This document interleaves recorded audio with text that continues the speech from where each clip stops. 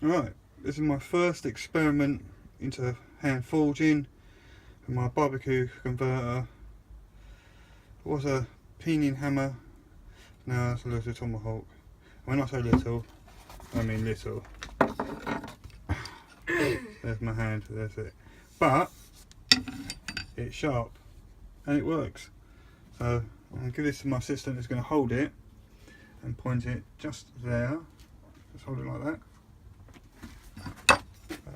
Where's that wood gone? There. No, you've got it right there. That point, that's it.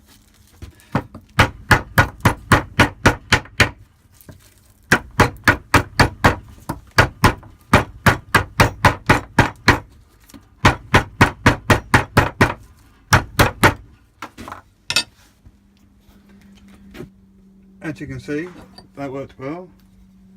Not bad for my first attempt. It's hard, sharp. All I used was this hammer here to spread the axe head, and this hammer here to flatten it and do the main part of the beating. And my angle was this. So there you go, people. Minimum stuff can be done. Cheers.